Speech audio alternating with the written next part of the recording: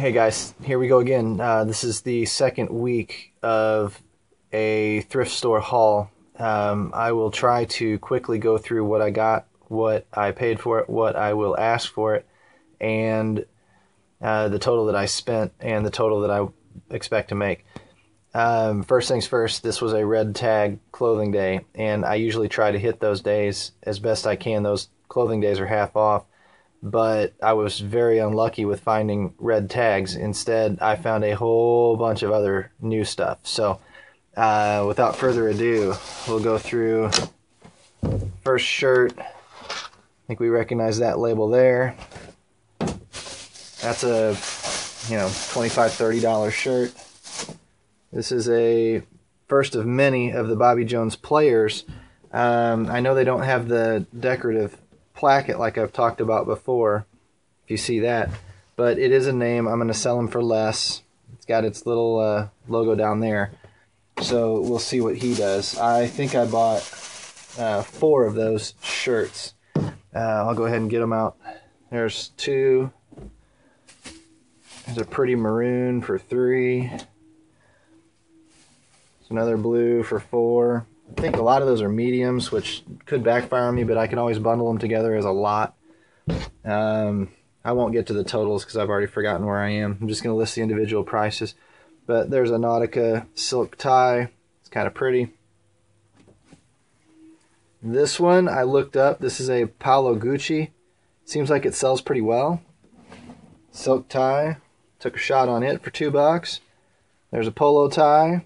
Mr. Ralph Lauren. Took a shot on him for $2. Polo probably always sells. I'm finding a lot of luck with Joseph A. Bank. That's a Premier Collection tie. And this one happens to be a Miracle Collection tie. So we'll take a couple shots on those. Ties seem to sell fairly well for $10. I mean, they're easy to list and they're easy to flip. This one is a Museum Artifacts tie, which when I looked it up, this one is doing fairly well. If you look, you can see the blueprint of a building in there. I just thought for architectural purposes that was pretty cool. What else do we have? Oh, another Bugatti dress shirt. I am so glad Goodwill misses those right and left. $3. Can't believe it was $3, as was the Tommy. Ashworth.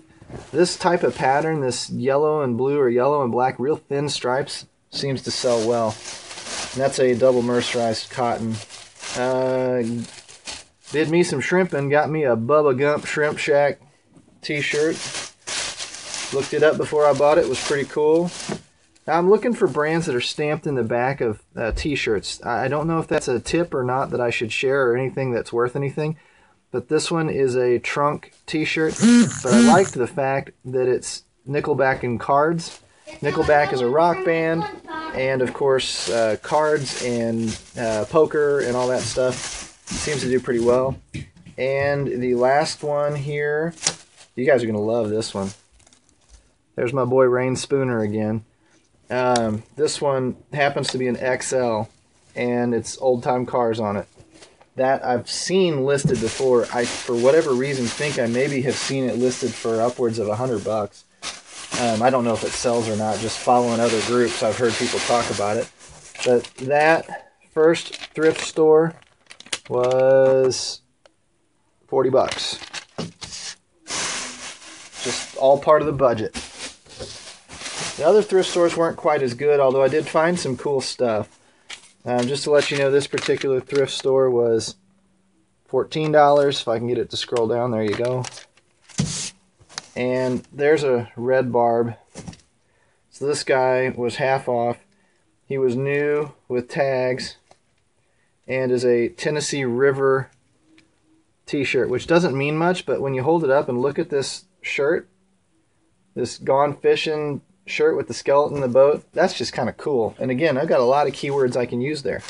That shirt will probably sell for something.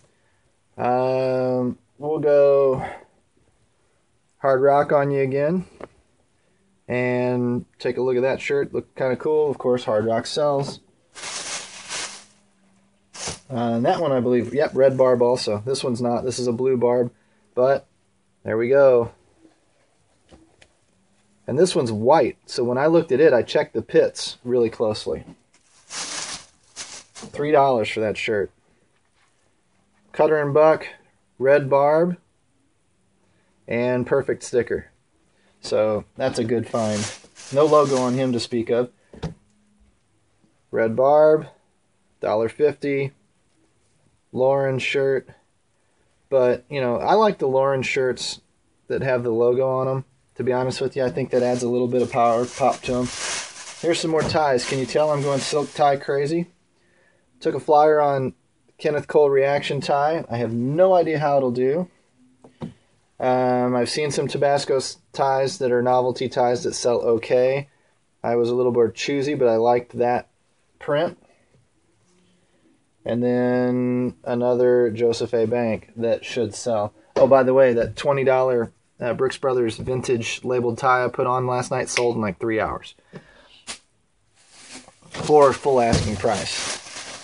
Here we go again. This is a good t-shirt brand to look for. The old Life is Good. You know, they kind of have simple cartoon caricatures on them. Hello! Score! The Big FitJoy Pro Dry. $50 shirt easy. Maybe $60. And then here's where I really went out kind of crazy, but $21 at the third thrift store. So what's that? 61 and 14, $75. No biggie. Citizens of Humanity. And